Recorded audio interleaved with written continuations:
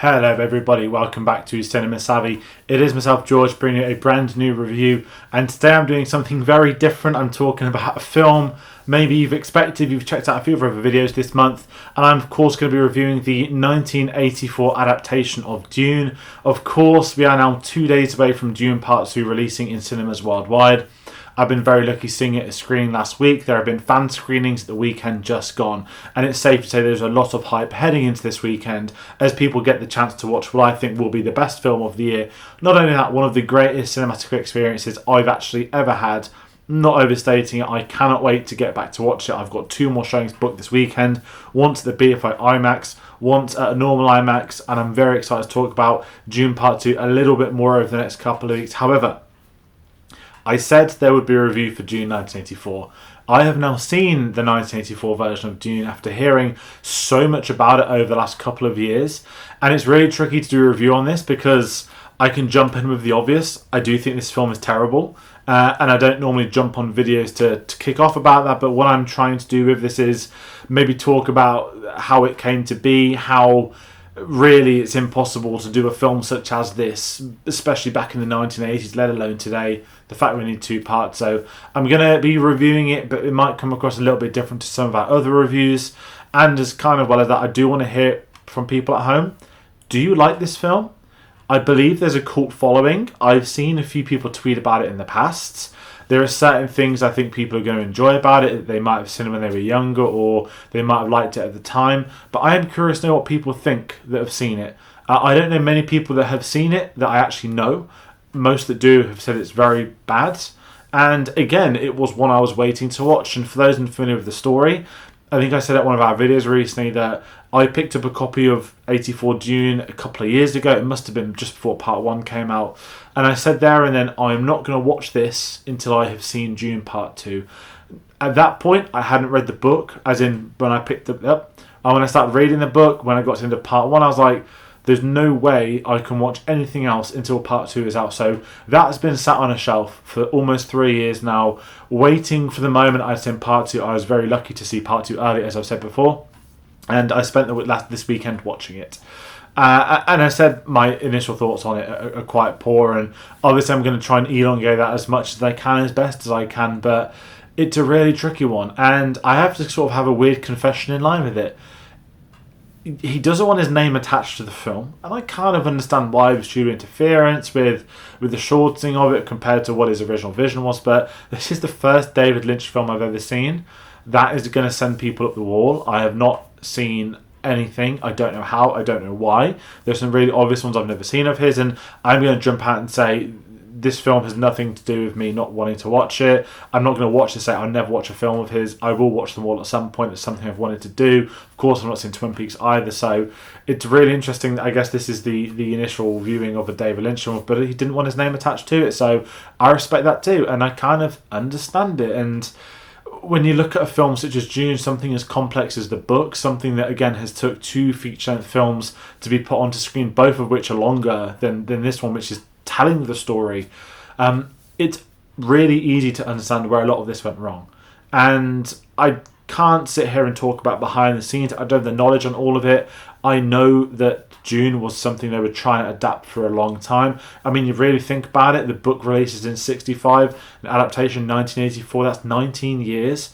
84 to 03, that's like, I don't know, Return of the King before this Dune film. We're closer now to that sort of thing than we are to this new one. I don't know why I mentioned Return of the King. I was thinking of an 03 film, something 19 years later, and it's really interesting that this is now 40 years old, this film. This year it's 40 years old, and yeah, do I start? I don't want to just moan about it being a bad film. People are telling me it's going to be bad. I was hoping, is this something that maybe you can get a bit of joy from? Look at a film such as The Room, for example. Yes, it's a terrible film, but thoroughly entertaining. I said the same thing about Madame Web recently too, but with this, and I'm curious, is it because I read the book? Is it because I know what to expect scene by scene? I know what's missing and what's been changed, what's not missing. I've seen better versions for 30 to 40 years down the line. It's a really weird one for me to talk about this because I can't jump past the fact it's terrible. But I don't think their intention to it to be bad, and that's such a pathetic thing to say in a review, because I don't believe consciously anybody in their right mind ever sets out to make a bad film. And it's this weird thing people talk about, that people do this on purpose, that it happened. I thoroughly don't believe it did. The only one you can kind of talk about is Death Proof, the Tarantino one, because I'm not saying it was intended to be bad, but because it was intentional to be part of the old, I forgot the term for it, but the old horror double bill, which it was released as. And I understand that approach to it, but a film such as Dune, a book with the reputation such as this, it kind of made sense. 1984, you're post-Star Wars at this point in time. You've had the sci-fi boom, Star Trek style films at the cinema. You see, you've had Tron release. You've got all these great sci-fi things happening. It kind of made sense that someone would try and do Dune in the 1980s. And I've got to say, it's not completely unwatchable. And I'm kind of sticking with this as best as I can. I don't want to say I'm with it for the first 45 minutes. We're getting to an interesting point in this film where, again, I know the source material, so I'm at an advantage. It hits a point where it just goes out the window, this whole film. And I'm not saying they've jumped the shark or anything such as that. I'm saying that there's a coherent story, an idea for a third of it. And then it just deteriorates. Is that the studio? Is that the timepiece, it being 1980s, that you cannot adapt Dune, which I think is actually the correct answer, if I'm being really honest with you. I don't know much about the animated Lord of the Rings from the 70s, but if somebody tried to make Lord of the Rings in the 1980s, it would not have happened. It would have been like this. It would have been fancy, and sorry I keep comparing Dune to Lord of the Rings, but they really do seem to be the pillars of the sci-fi and the fantasy, unfilmable books that have become these incredible big screen experiences. And I think Dune kind of has that going against it, that it has had this sort of chip on its shoulder from the 1980s, that could the new ones be commercial, could they not? And it's really tricky talking about this. And of course the lead, Paul Atreides, played by Kyle MacLachlan in this. I mentioned I'm not seeing any David Lynch stuff. I'm very aware, not just of his career as an actor, of who he's worked with, of stuff he's done in his career, but even when I'm watching this, I don't ever feel like I'm watching Paul Atreides. I don't look at these characters and I feel like there's almost no development across anybody. Even Max von Sydow playing Helmut Kynes. And I'm in this weird trance of this where, and it sort of began as, okay, cool, fine, they can do this, where a character's mouth is shut and we hear the audio of them thinking out loud. And you can get away with that once, but it happens a lot, far too often.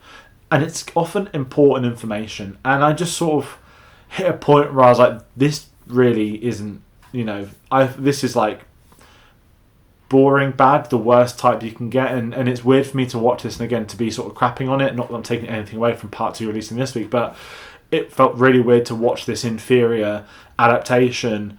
Of course, people can look at it, people have a soft spot, but really it's just a film that shouldn't have been made when it was. And it's remarkable, you've got even Patrick Stewart in this, and in the mid-80s, it's before he's of course done Star Trek. He's very much a thespian, he's a stage actor at this point. I think this is his third film. He hasn't done a lot of films, and even with someone of his gravitas, it doesn't help, and you're losing so much. And the opening scene of the Emperor, and we see the Space Guild, and you've got these weird brain creature things that are very different to what the ideas are that you can look at elsewhere in art renditions of what the Spacing Guild should be, and I just couldn't comprehend what I was watching. And like I said, there are bits where it's entertaining and there's bits where it's not. And even when you get into the end and we talk about the Harkonnens, and people always talk about staying with this, I know he's playing Father Reither, but he doesn't really do anything. And even by the time he gets to the ending, it's just weird. It's like, oh, Sting's in it, great. And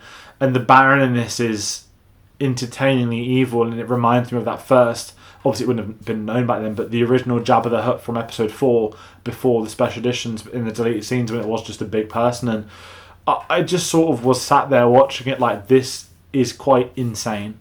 How has this happened? And again, I've not seen many of David Lynch's work. I know he's got a reputation for sort of not unwatchable things, but very much like grotesque type art piece, and it didn't even feel like, it just felt so two-dimensional. And again, without turning this into a review on the new Dune films, but what Denny's able to change, taking ideas from the book, switching them around, I don't feel like Lynch gets the chance to do this.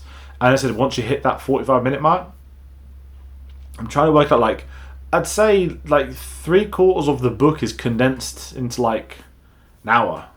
And it's sort of wild that you get this slow build up, and then it's just all happening left, right, and centre.